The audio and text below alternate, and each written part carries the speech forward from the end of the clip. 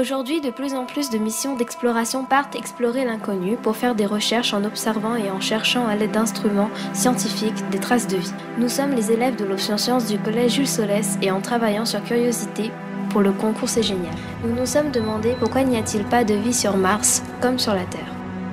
Nous avons d'abord pensé à l'absence d'eau liquide et nous l'avons vérifié.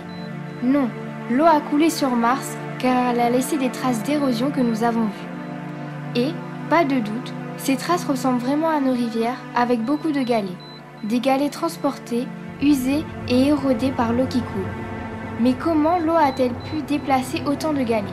Pour le savoir, nous avons utilisé une maquette de rivière. En augmentant le débit d'eau, nous avons vu que la quantité de roches transportées augmentait.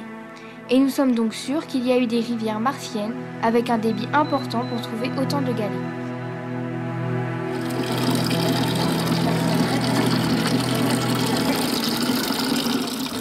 Alors, où se trouve cette eau? Sous forme de glace que nous avons vue au pôle.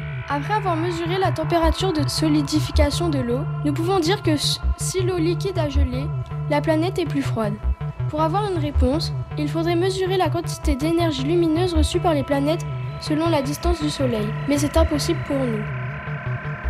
Alors, nous avons réalisé un modèle de système solaire, des luxmètres représentant des planètes et une lampe pour le Soleil.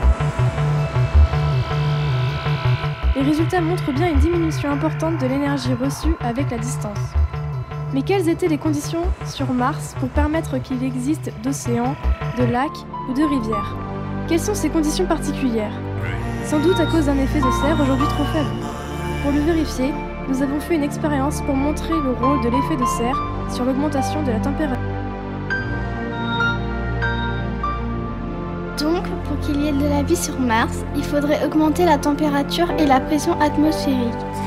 On pourrait augmenter la température en modifiant l'albédo, ce qui ferait fondre la glace et libérerait dans l'atmosphère plus de gaz à effet de serre. La température continuerait à monter, ainsi que la pression atmosphérique. L'eau liquide pourrait se former. Après seulement, il sera possible aux plantes vertes de pousser et de libérer du